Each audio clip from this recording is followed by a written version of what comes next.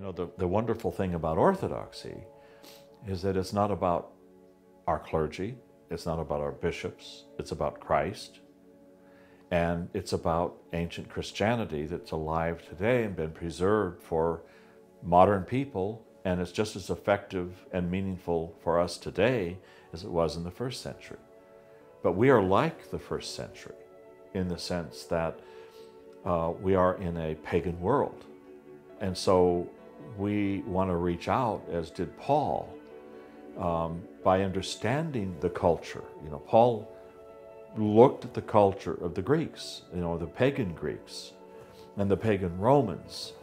And when we understand what the culture is like, and we're not afraid of the culture, because we want to bring into that culture what they're missing and what they're starving for. I remember once I was with a Roman Catholic priest friend of many years, and a man came up to us on the street in downtown Seattle and asked me to pray for him. He said, "I am having a real struggle, and would you pray for me, Father?" And so I stopped, and I took my cross, and I blessed him with the cross, and I put it on his forehead. And I said, "May Christ help you in every way." And then he walked away.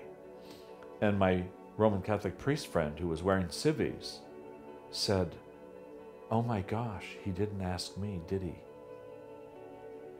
And he says, "And I know why. Because I'm not identified with Christ, because I'm dressed like everybody else." And so this false idea that somehow, in order to bring Christ into the marketplace, we can't set ourselves separate from other people, that we have to somehow blend in and be like them, is a betrayal of the cross, because we're not called to be like them. We're called to be of this other world. You know, as Christians, we are part of the kingdom of God, which is, so we're to live in an otherworldly life, you know, this life centered in holiness, and not the acquisition of things or better jobs, or, you know, all those things can be important and okay, as long as we keep focused that we are not of this kingdom, that we are of Christ. And the wonderful thing about the commitment that I have made as a monastic is that this is what I always wear, everywhere. If it's inappropriate to wear this in a setting, I don't go into that situation because I'm always on duty.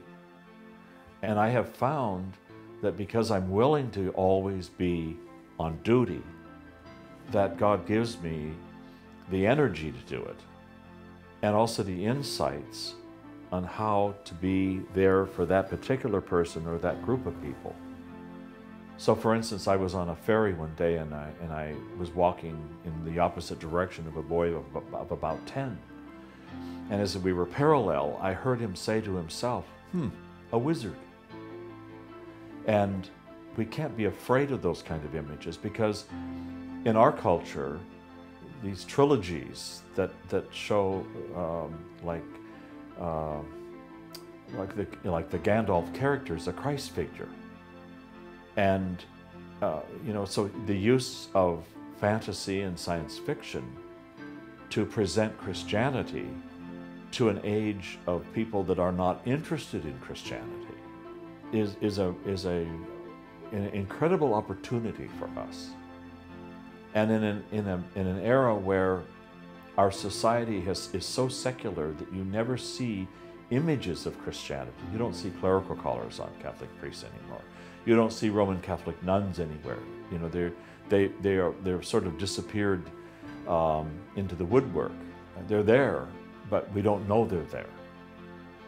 And so as Orthodox, this attire that we wear, you know, this basic garb that we wear,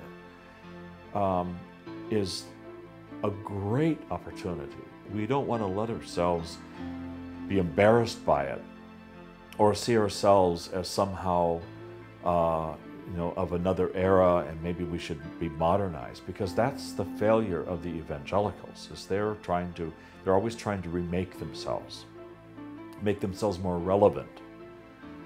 And orthodoxy has always been relevant, and it will be relevant until the end times. And we don't want to be ashamed of that, but we want to embrace it with vigor.